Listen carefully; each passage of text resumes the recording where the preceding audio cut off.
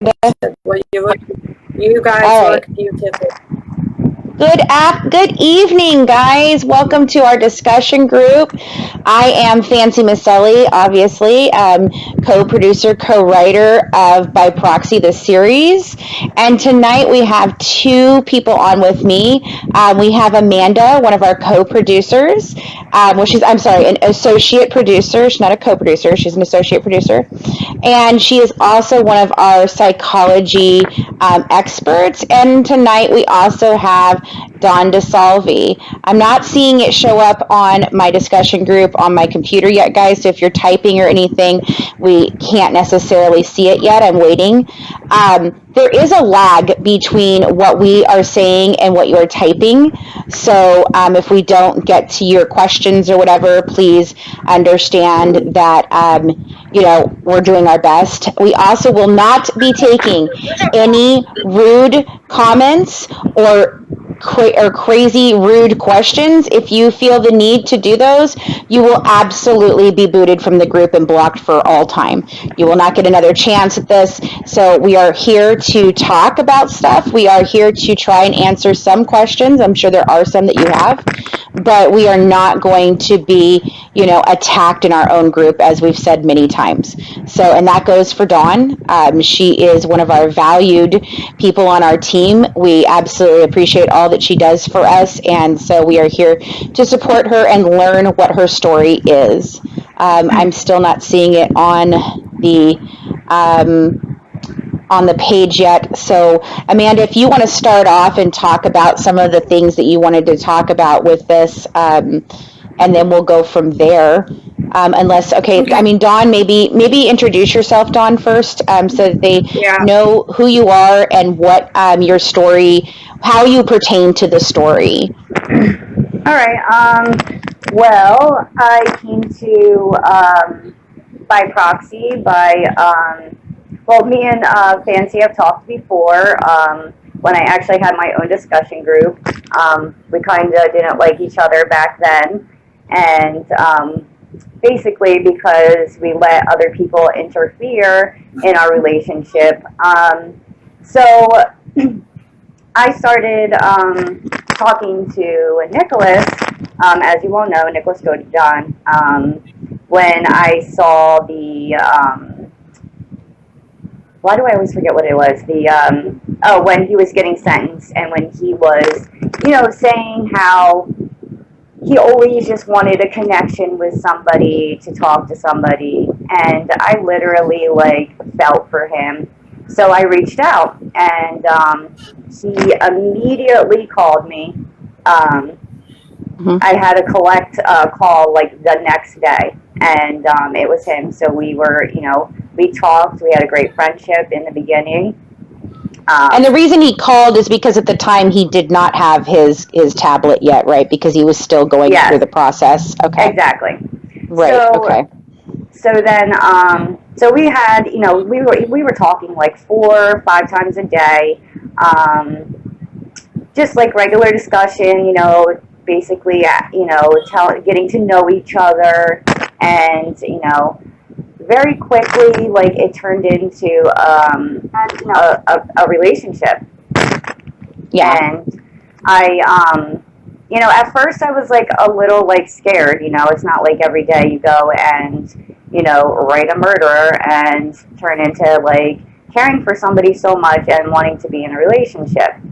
So, basically that's, the gist of things. We had a relationship. We were not public because of what is going on now.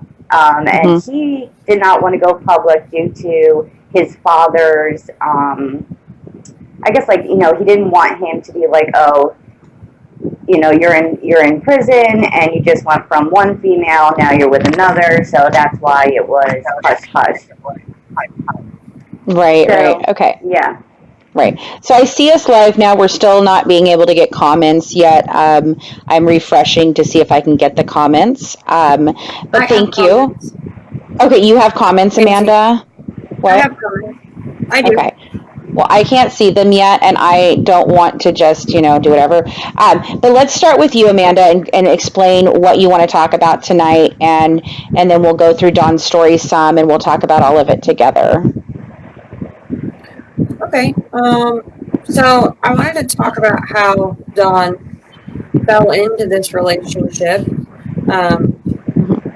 If she wanted to, I think it'd be best if she said what to reveal on it, and then we can talk about the psychological dynamic behind it, how it happened, Sure. how it works. Sure. Does that make sense? Yeah. So let's start off there. So Dawn, what?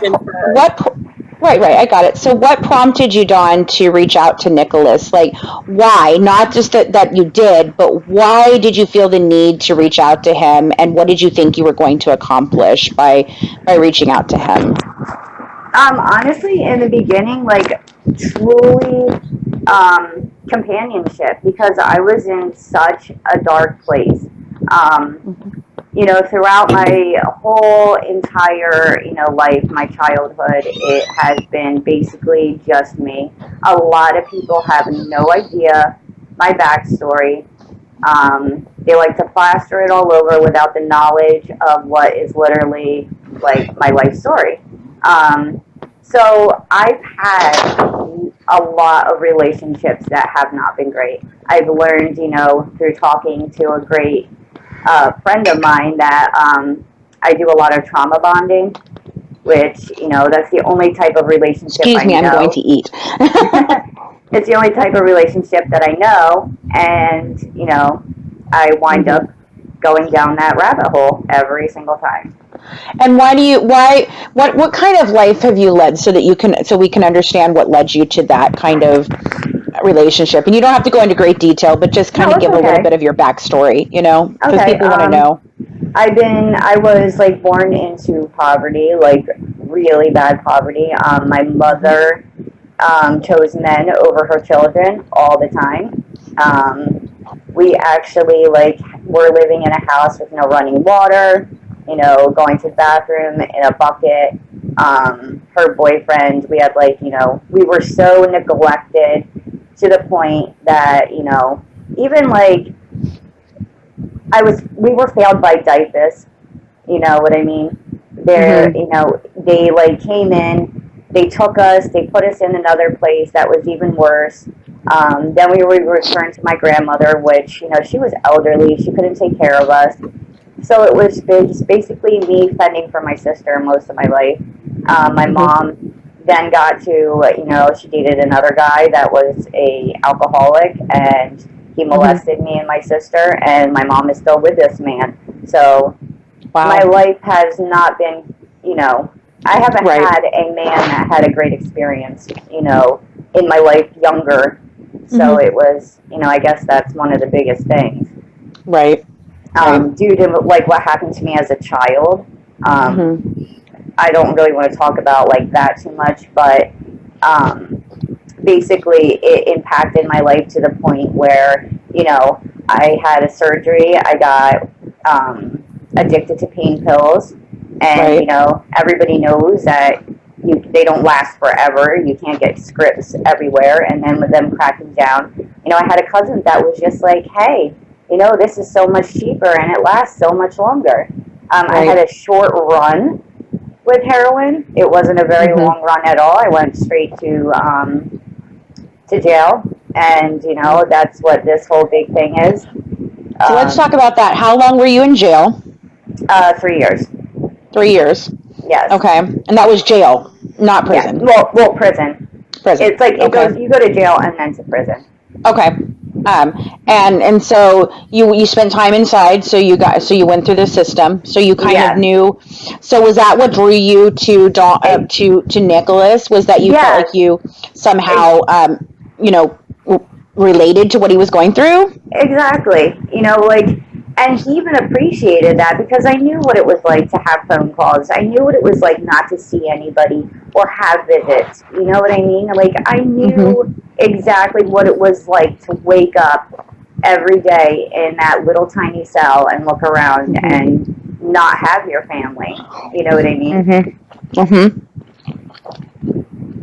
I'm sorry, guys. I'm diabetic and I have to eat. So, so that makes sense. So, oh my God, no. Who is calling right now? No, no. Okay, sorry. My sister was calling.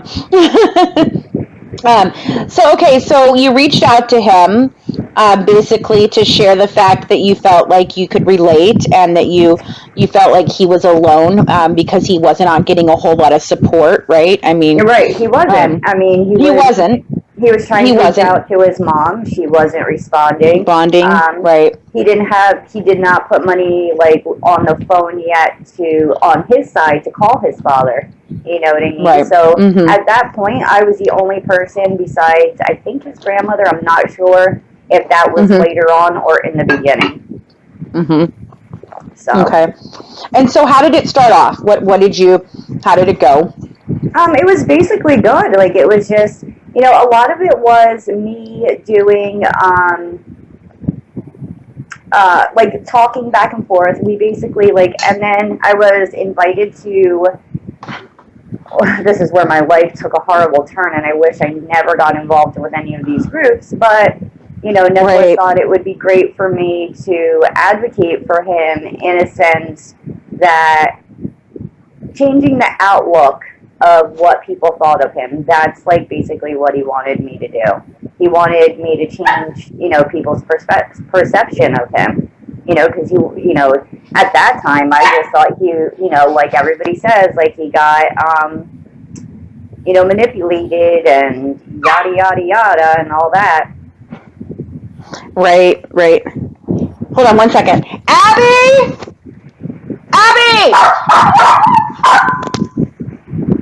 Sorry, my dog is stuck in my room. Okay, I think they're coming to get him. Please let him out. Thank you. Sorry, guys. Okay, yeah. So it started off as phone calls. Now, did it start off slowly, or did it really start intensely from the very beginning? It started intensely from the very beginning. Okay, so what did that look like? It was basically like I said, it started we just hit it off right away. He was in the beginning he was really kind, sweet, telling me tons of good things, making me feel good about myself, which I was I was in such a horrible spot in my life. Yeah.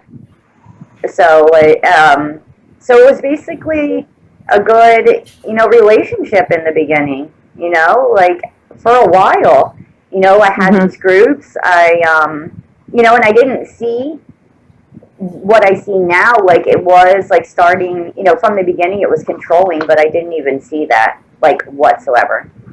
Right. So what was your goal with the groups? What were you trying to accomplish with these groups? Well, one of them was, to get Nicholas money, which, he needed. He did not have any family members sending him money whatsoever. Sure. Towards the end of our relationship, I know his dad did. I think he sent, for what I know personally, he sent $30 one time. I don't know the rest of the times, but I know he didn't have family, sending him nothing. So one of the goals, and anybody could see it. I posted what he wanted, you know what I mean? He wanted money, and I took a snippet of an email and posted it for him. The other was basically trying to, find any reason for an appeal. Hopefully trying to see if there's a lawyer or an organization or, something like that. And then the other was, like I said, changing Facebook's members, perspective of him. Yeah. But how long was the relationship? Okay, so how long was your relationship with him the time? And I want to say that just because it was a shorter relationship, guys, it doesn't make it any less intense. And it does not change what she endured or what she went through. So, but how long was your relationship with him, Dawn? Yes, this is why I never said anything in the beginning, because people are so judgmental. It was 6 months, and Okay. it's just to the point where like people still ask me that question. I was like, what honestly does that matter? You know, like I could see if it was 30 days or a month, you know what I mean? But we were Sure. calling each other, and I want everybody to like understand 4 to 5 times a day. Sometimes Right. even more than that. Like he would actually call to the point where there's like a call limit where you can't call anymore. So, you know, sometimes you would go over that, and it was that and emails, you know, it was just like a nonstop. Like, it was all day for me, and I didn't mind in the beginning. It was like morning, noon, and night, not sleeping, Nicholas. And I was really dedicated, you know, to him, like, seriously, like, obsessed and, you know, like, in love with this man. Right. And I've seen them call logs. I mean, several of the call logs. It's nonstop. It is absolutely nonstop. And I mean, an intensive, very dedicated relationship like that can go very fast. And you know that online relationships, I mean, they progress at a faster rate generally than even like a contact relationship, because you can spend so much time through that kind of medium, you know, phone calls and emails back and forth. And I mean, it gets intense fast because there isn't anything like a buffer. There's no like you're going out to dinner and watching a movie. It's not any of those things. So those can really progress very quickly. Oh, yeah. And I just wanted to say too, like, you know, I felt so much more, and I'm that type of person, like, I can put my feelings and my heart in writing more than anything. And that was the thing that, you know, he enjoyed, that I was able to spill my heart and soul out to him, you know, in emails, and then felt comfortable, and we would literally, like, spill our guts out to each other every single, you know, every phone call. Right. And hours on the phone. So, I mean, yeah. Okay, guys, I am not going to speak about Gypsy tonight, okay? That's so you guys can stop asking. We have answered that already on the page and in the group about what is going on with Gypsy, and her stepmother and I are very, very close, and we are working very hard with this. Gypsy has written me back several times, other than what she has sent to Natasha, and we are dealing with it. There is many things that people do not know, and only half a story is being shared, but I don't feel like I have to justify this, and I'm not going to discuss it again, okay? So if you'd like to know the circumstances of why she is upset or what is going on, you can read the post that we have made. We are not talking about it any longer. Thank you. Okay, anyway, so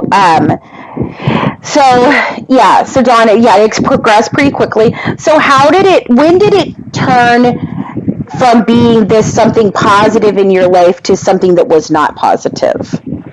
Well, the first thing that I saw was my daughter, she was out doing cartwheels. She's like a big gymnast, you know, she loves doing that kind of stuff.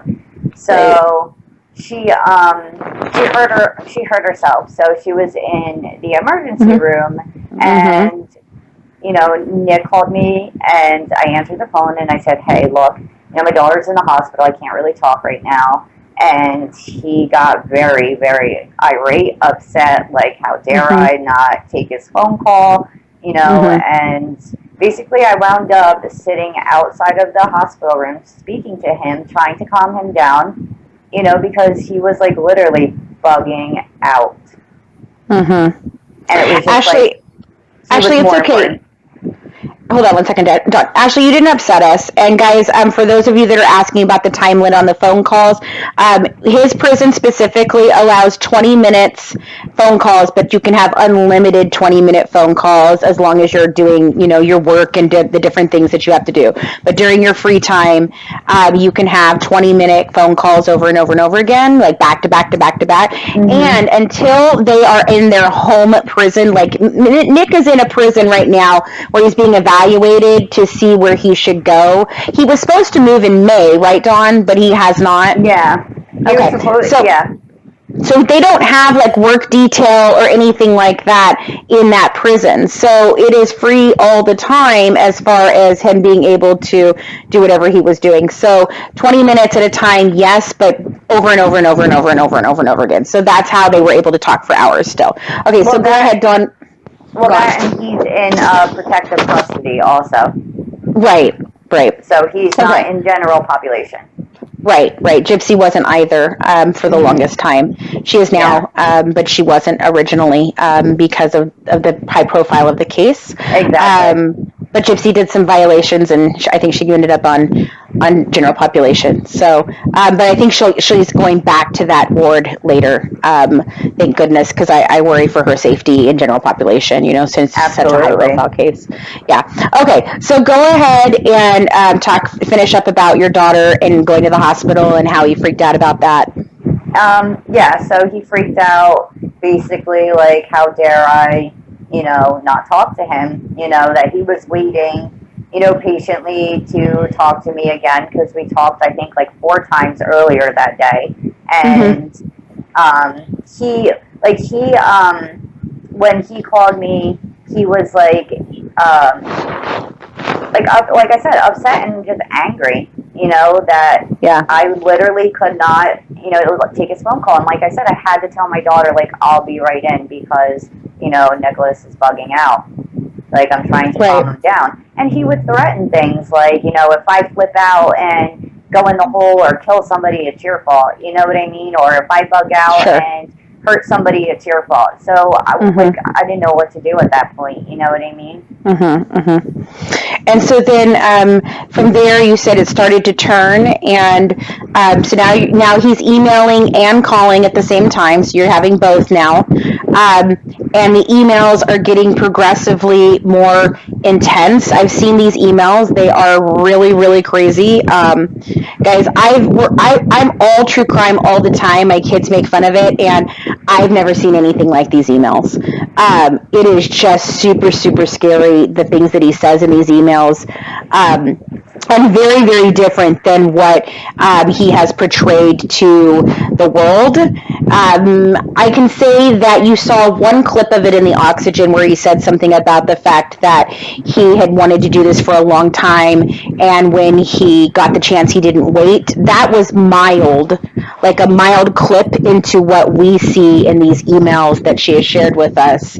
And to be fair, she cut off communication with him about into a week of her talking with us. When she officially signed on to by proxy, she cut off all communication with him because we advised her that it was not healthy for her. We were concerned for her.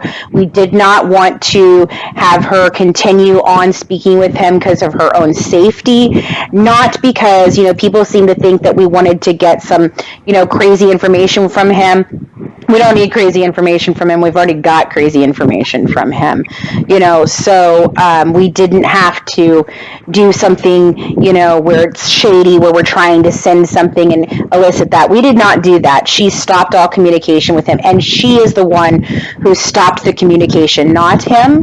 And in fact, he's even begged her since then to stop talking with us and just come back to him. So I want you guys to understand that. So the emails you shared with us, Dawn, you want to talk a little bit about some things in there and how you kind of got to a point where you were getting scared and it was upsetting. And when did that happen?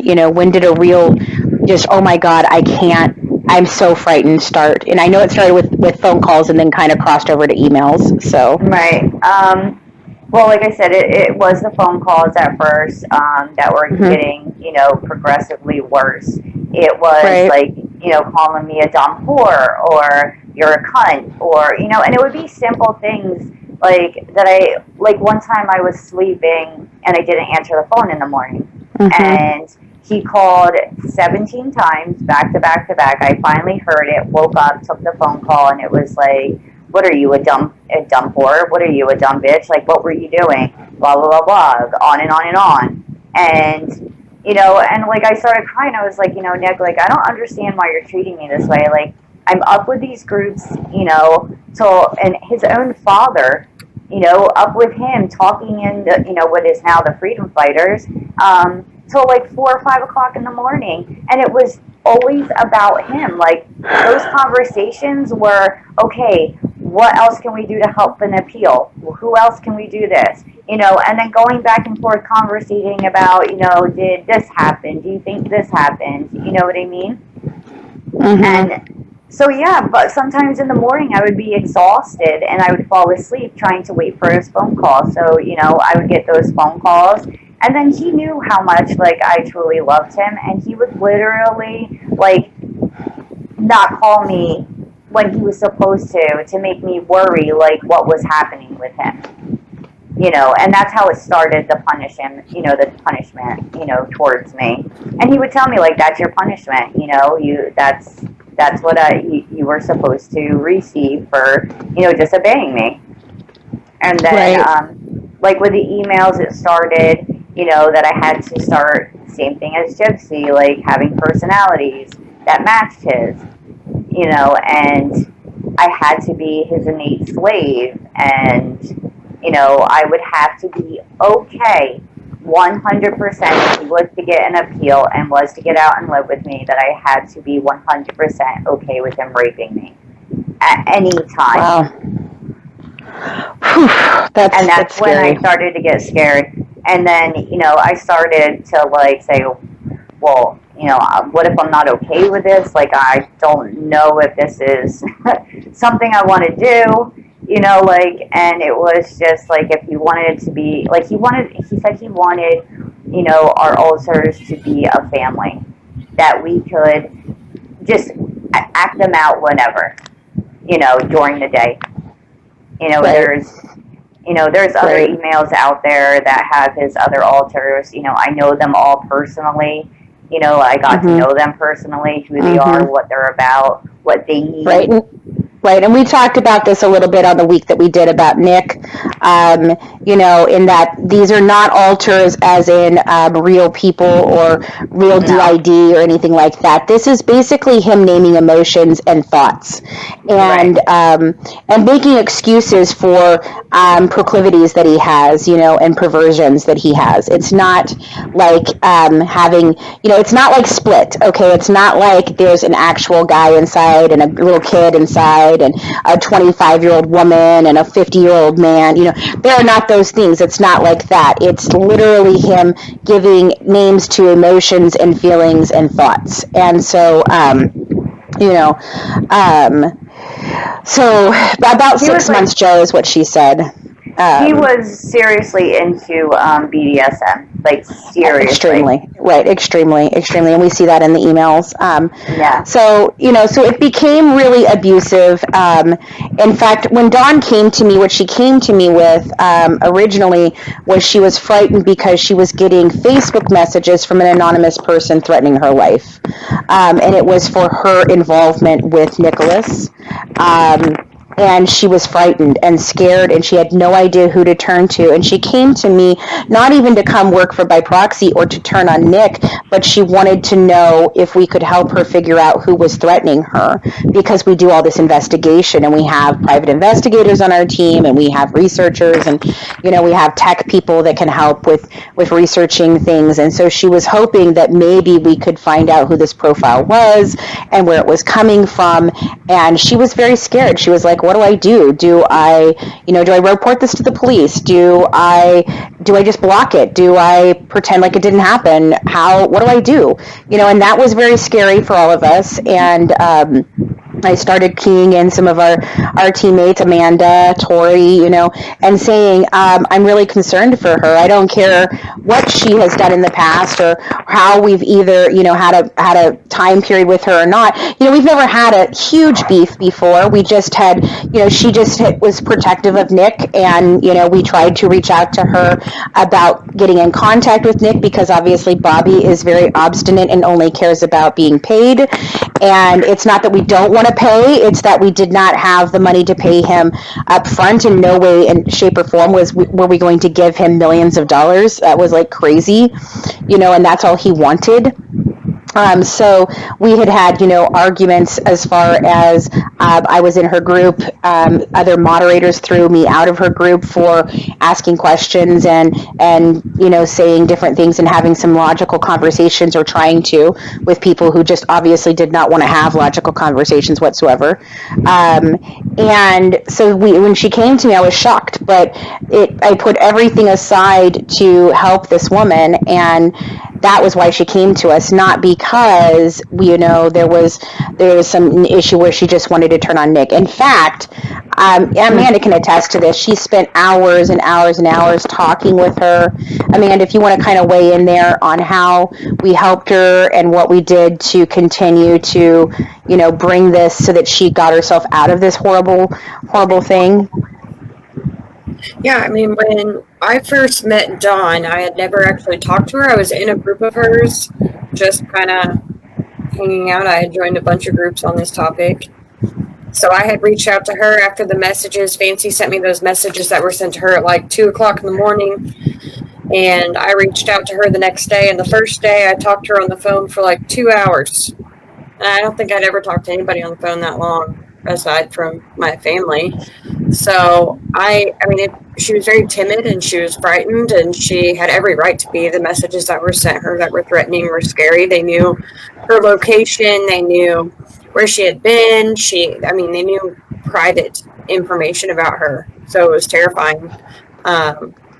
So I spent probably weeks talking to Dawn every single day, pretty much all day, just to let her know that she was even strong enough to not message him back. And we really emphasized no contact, because it's extremely important in healing in a relationship like they had. And it was very difficult for her. It wasn't like she just wanted to turn on Nick. It took a lot of being there for her to realize how toxic the relationship really was. Mm-hmm. Okay. So, Dawn, you cut off. Go ahead. I just wanted to say, and I still call Fancy, and I still talk to Amanda every day, and I struggle, because this is not what I wanted.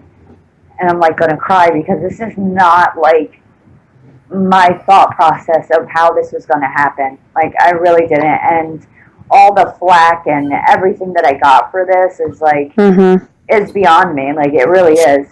I've had my children threatened. I've had CPS called on me. I had the cops run through my house, and I've shown proof to people. Of course, I'm not going to put my, DIPUS workers' name out in the public so people can call it. You know what I mean? Mm-hmm. It's just I just wanted to, the people to understand that this was not in any way about fame, fortune, or anything of the sort. All I wanted to do is, I know there's going to be a shitload of another Dawns out there that he can do this to. And that's absolutely the reason. And we've already been approached by a couple of those other people, that people before Gypsy, people after Gypsy, people after Dawn. So it's not isolated. It's a pattern. He looks he looks for broken women. And at the time, Dawn was very vulnerable and broken and searching. And that's what made her reach out. And that's kind of his pattern. I mean, Gypsy was as well. She was a messed up girl. And say what you will about her, she was extremely abused. She was very confused. She was extremely naive. And I've talked about this, Dawn and I talked about this in the podcast we did the other day, of that what you saw with the emails and the text messages and all of that between him and Gypsy, are mild compared to the turn it took with Dawn. And I feel like that was because, Gypsy was so naive that he had a lot more work he was going to have to lay to get her to a point to be what he calls an innate slave and all these different things. And with Dawn, Dawn, are you crying? Oh, girlfriend, I love you. And that it turned with Dawn pretty quickly because Dawn is a mature woman, you know, and she has life experiences and she had sexual experiences and she, you know, so she had these things of prime for him as in broken, but yet mature for him in a way that she would accept things because, you know, I mean, people accept those type of relationships and those behaviors. And there's many people out there in the BDSM community that have amazing relationships with their partner. It's all built on trust, and I'm not criticizing those type of relationships at all that are healthy and, you know, consenting between two people, and if what happens in their bedroom is what happens in their bedroom. I do not have any, you know, say on that, but, you know, it lent for Dawn to be extremely vulnerable to what he was doing, and these are very graphic and very extreme, guys. These emails that we have, and yes, we are going to eventually share some of those in the public view. But we're trying to decide what we want to do. I don't want to display Dawn's whole, you know, business out there. She doesn't either. It's not, we don't want to destroy or shock anybody in a way that hurts them.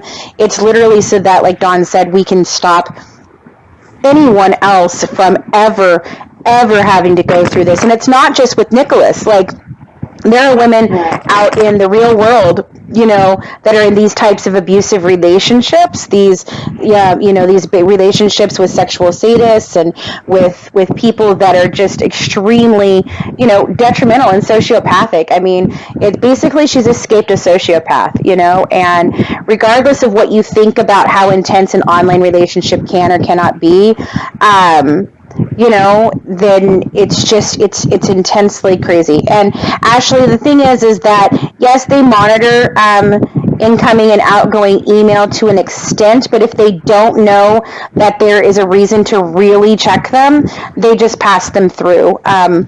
They do not do a whole, you know, check. It's through this JPay system, which is outside of the prison.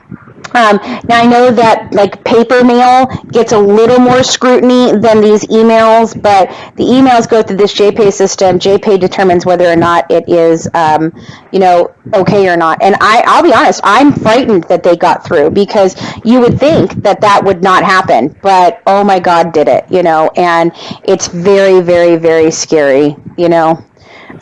Okay, Amanda, I think this is a good time for you to hop in here, though, and begin to talk about how all this happened and how Dawn could have, you know, gotten wrapped up in this and all of that, all the good psychological stuff that you wanted to come on and talk about tonight. So let's go ahead and segue into that now, please. Okay, well, first of all, the most important factor is how vulnerable Dawn was in this in the beginning. A lot of these relationships begin very intensely, and that is a pattern almost across the board. And the reason that they begin very intensely is it's like a grooming period. So you feel like you have met your soulmate. This person, you know, makes you so happy and is so good to you, idolizes you. Pretty much, and you just fall so deep into it.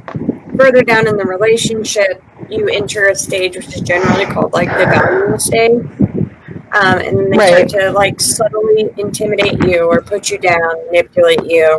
Like the thing with her daughter, you know, she should have been with her daughter, and he knew exactly what to say to get her out of her room with her daughter to make sure he was all right. By intimidation, and then they would go back, you know, and what I saw in the emails is like he would go back to the, you know, idolization, and this type of roller coaster relationship is what causes like trauma bonding. Dawn mentioned it earlier, and I talked a lot about trauma bonding when we first started communicating. I was like, you need to look this up, it's real. Can you explain what trauma bonding is?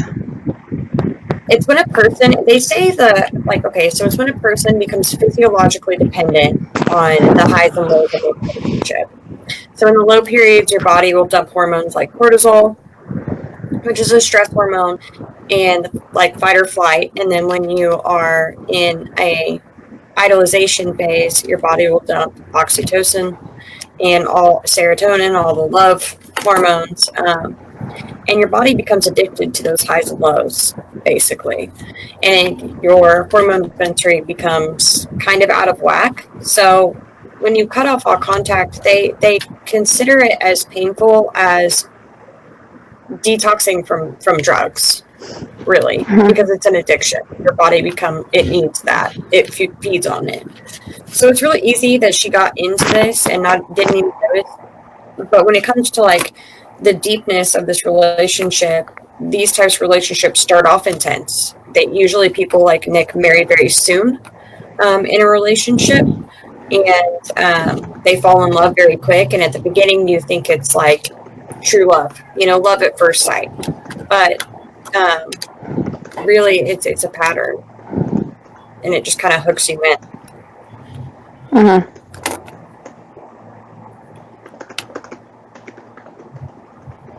So I didn't know if you guys had particular questions on that. Well, I mean, we can just go ahead and talk about everything, and they're asking, just keep asking questions that are irrelevant, which is fine, but I'm not going to answer, so we're going to stay on this, Anyway, so let's just keep going, so, yeah. So did anybody have any questions about what trauma bonding is? And it's also like Stockholm syndrome, pretty much. It has been referred to as, or in comparison to, even though this person abuses you greatly, you still have immense admiration for them. Right, exactly. Okay, guys, I'm going to make this statement. I know my moderators and my team are responding to you. Anybody who's asking any further questions about Natasha is going to be muted for the rest of the evening, and we will determine whether or not we can continue to have you in our group. It's not that you're not welcome here, but you are literally trying to hijack a very, very important conversation to talk about something that is completely ridiculous that we have addressed, and we will not be talking about anymore in this group. So thank you for your concerns and everything, but please refrain from discussing this any longer on this live. Thank you. Okay, so,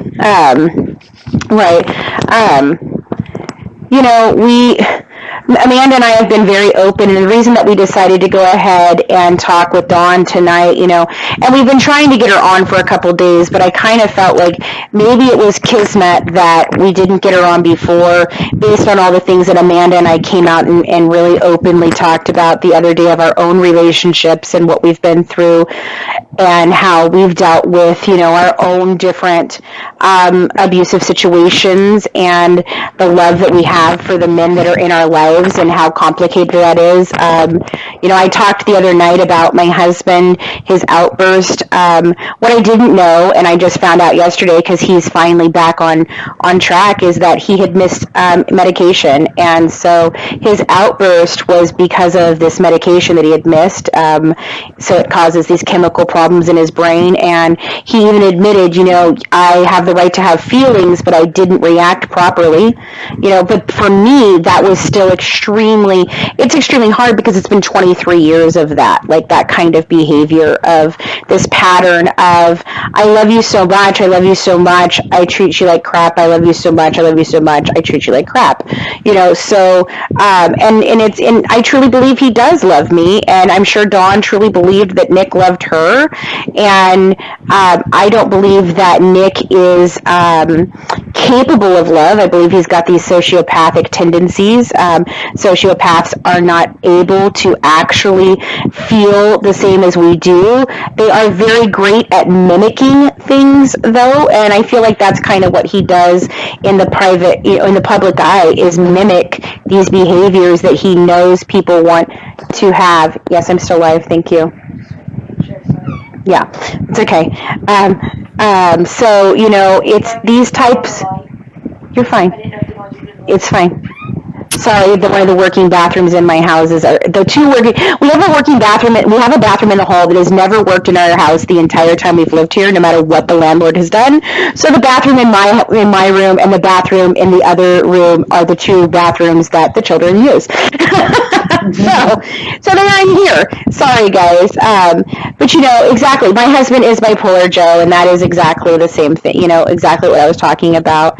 And you guys, if there's anything that you've missed, you can go back. We leave these lives up. They're up under videos. They're up on the page. You guys can definitely go back and see if there's anything that you've missed. So if we tell you, we discussed that already, you can go ahead and go back and catch it from the beginning if you're just tuning in now. Anyway, okay, so Amanda, you've talked about the trauma bonding. So, how does this progress? Why did Dawn feel the need to stay, and what do you feel, how do we help other women that are in these type of relationships recognize these types of behaviors and pull themselves out of this? Honestly, it's really difficult to recognize these behaviors. They come off as very loving, and generally they're justified. I say that in easy to make a justification. Sure, Nick, when he would have an out, be like, "Oh, I'm sorry, but you didn't answer the phone, and I was worried," or didn't answer the phone, and then Dawn would instantly feel bad and apologize for making Nick feel bad instead of having him apologize for making her feel bad.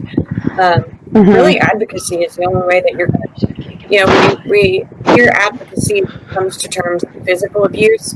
Now people are starting to talk about psychological abuse, and the effects of it are terrible. They've actually found that it causes brain damage and is correlated to a lot of mental health disorders. They can be correlated to generalized anxiety, obsessive disorders, even personality disorders can form from abuse. And it causes brain damage. It changes the white matter in your brain after being exposed to it for a long period of time. There's long-lasting effects. Right. I mean, we've even seen when Oxygen ran their special. I mean, Dawn was hysterical for 2 days, literally. I mean, she went through all the emotions, the emotion of being angry with him, and then being betrayed by him, and hurt and sad, and I still care about him, and all these different things. Well, I want to write him, and I don't know, and there was times where people now are latching on to his story that we all know, do not have good intentions. And she even asked me, should I write him and warn him? And I said, Dawn, no, you are opening a door that you don't want to walk through. You just need to not do this. And it's been really hard. Abused women, this is what happens. They go back and they forth, and they go back and they're forth. And because it's so, we don't talk about it in the right ways, and it's not taken seriously by anyone. I mean, lots of people, the media doesn't take it seriously, their family members don't take it seriously, law enforcement doesn't take it seriously. So it ends up, the way that this happens, if you don't get yourself out, I mean, literally most women, end up, and this is how we end up with women, men that have killed women, and things like that happen, it needs to be much more talked about and understood, and why these women go through this, and how to break this behavior. We're even trying to help Dawn get into a better situation right now, and she's at a point where she knows she deserves better, but she doesn't think that she she knows that she wants better. She's not quite sure that she deserves better. She's not 100% convinced that she deserves to have a better life, and that's something that we've tried to explain to her, is everyone deserves to have a better life, so it doesn't just go through what she went through with Nick. It really talks about more than that. So I mean, this has to do a lot with self-esteem. The whole cycle of emotional abuse really it kills your self-esteem when you don't, and you're confused a lot of the time, because rationally, you can rationalize okay, this is wrong, but then you can't rationalize it at the same time, and it makes a cognitive dissonance. So you just have you're just in a state of confusion most of the time. You don't understand your own feelings, nor can you control them.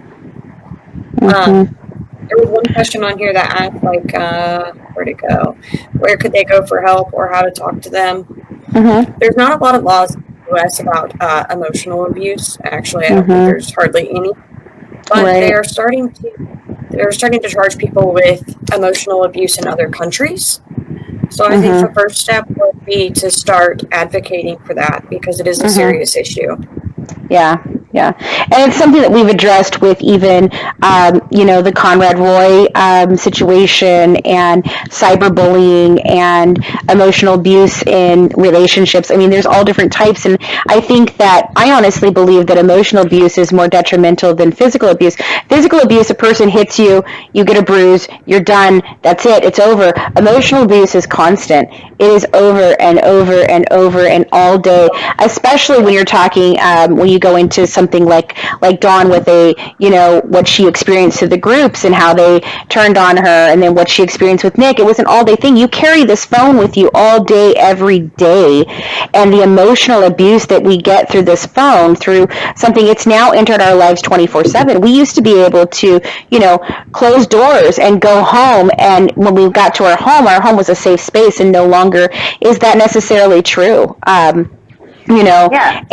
And so I think that, it's really scary. And one of the things I saw somebody ask about was whether or not Dawn was concerned about getting in a relationship with someone with a lower IQ. I'm going to first tell you about that. Like, first of all, if you read any of his emails, you'll know that he does not have a low IQ. He is very well versed. He is very well read. He quotes books by the Bible. He talks about enlightened being. He explains that he does not have, that he basically just processes things slower. He doesn't think slower. He processes things slower. That is it. And his attorneys advised him, as any good attorney would do, to, answer the questions in a way that would help his defense. That is what he did. And that's why there is a difference in opinions on what his score was and how they are. And to be honest with you, I mean, if they were to see the emails that we have, I think that their opinions would change on exactly what his level of understanding is, and his level of communication, because a lot of autism has to do with communication skills, and he has extremely good communication skills. He had not really been evaluated since he was a child. He did go through special education classes, but I mean, they don't evaluate over and over and over again. Once you get your diagnosis, and they just try to educate you in the best way, So that's the thing, guys. I mean, on that. Yeah. Like when we used to talk, I even his big thing is, and I don't know if you've seen it out there in other emails, he will tell you that his defense was staged. I don't know. He says that a lot. And in staged, I asked him what that meant, and he said that his defense, totally told him to make his, to dumb himself down, that if he wanted any type of second-degree murder or to try to get rid of deliberations, he would, play the part as much as possible. Right. Exactly, and he did, and you see that even in the Oxygen channel. He tries really hard to play this I just loved Gypsy, there was never anybody after Gypsy, I've never felt so good about Gypsy. But if you read the emails that we have and the different things that we have between her, Dawn and Nick, he said the exact same words to her in the exact same way about the exact same things, and then turned around and said, I've never had anything since Gypsy. And then, he played this, I just loved Gypsy so much. And then all of a sudden, he slips and he says, well, I thought about killing for a long time, and it was something I wanted to do. And when I got the opportunity, I didn't waste any time.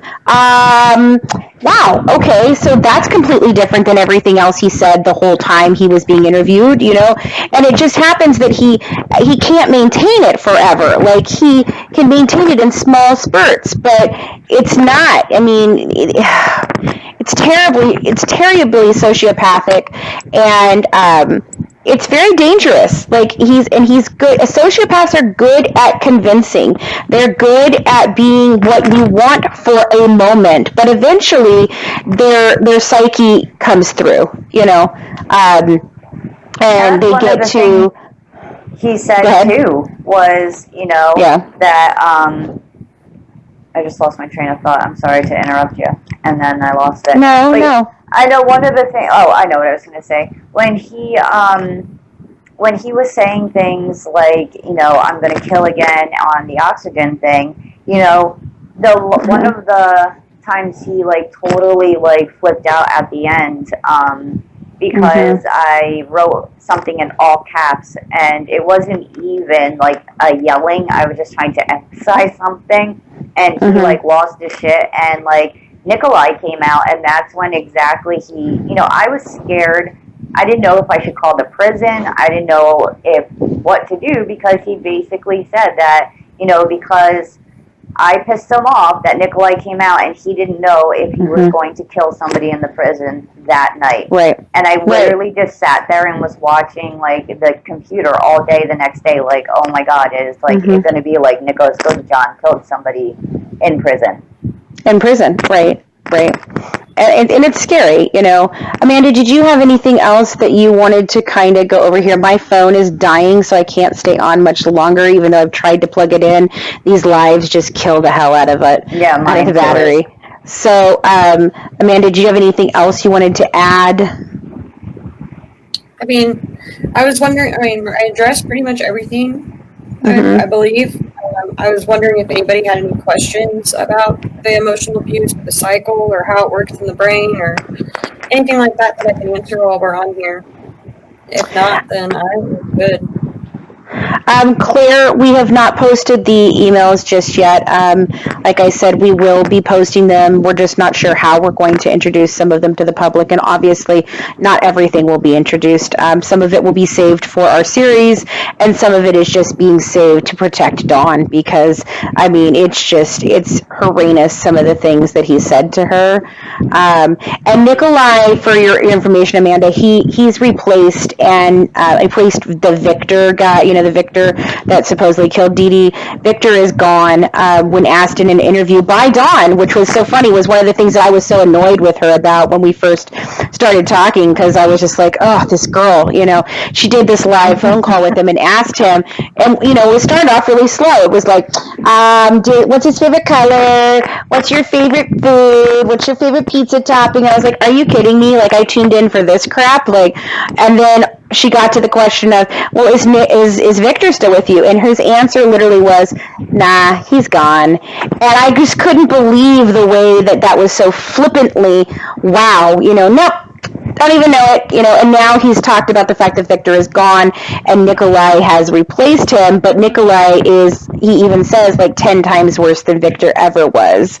So, it's pretty, not equivalent to Victor from the act, Diana. He's actually replaced Victor, is what it is. It's a new alter that he made, and literally, Victor is like his ultimate dark side. He said that, it's like Victor grew into Nikolai now, and Nikolai is, he even said to me, if he gets out, that if Nikolai comes to surface, which to me is just a ruse, you know what I mean? He will kill, and I definitely think that he would rape somebody. I honestly do.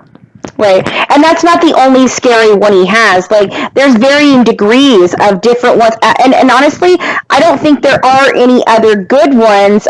He talks about a little boy, but we've never actually heard from the little boy. Yeah, we've never actually heard from the little Nick.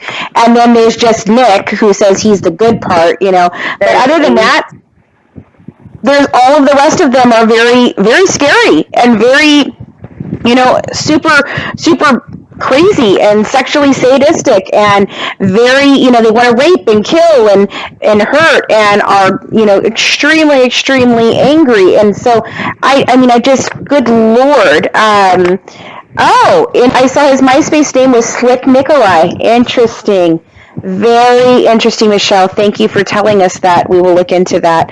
I know that it's been asked a couple of times. I can see your argument, but aren't any of their trademarks being able to hide it well, with which was what makes them so dangerous?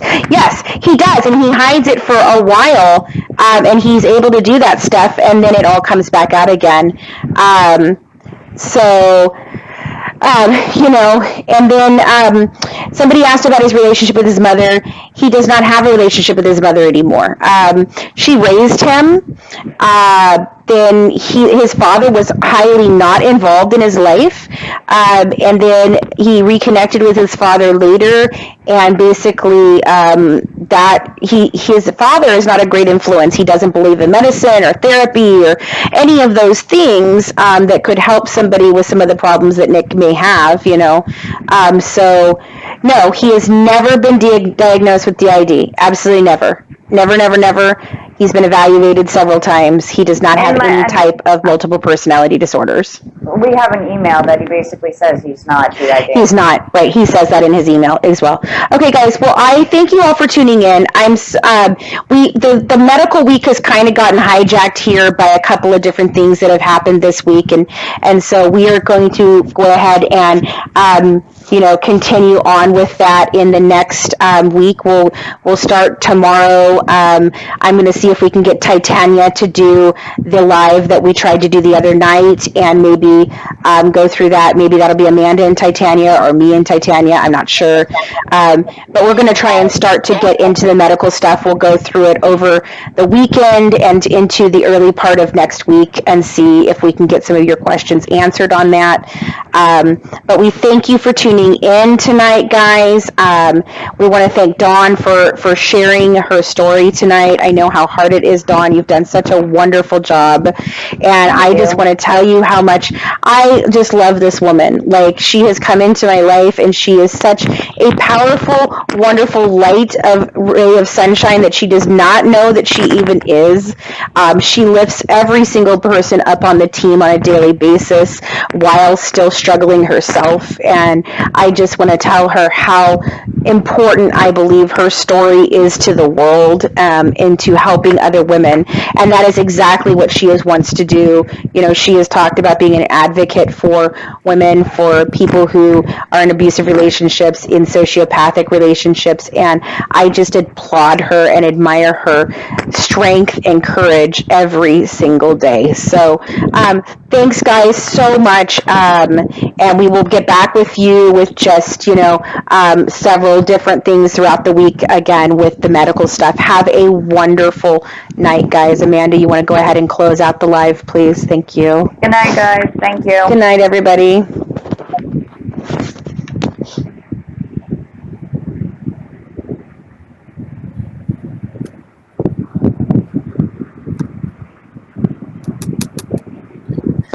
Really doesn't want to close.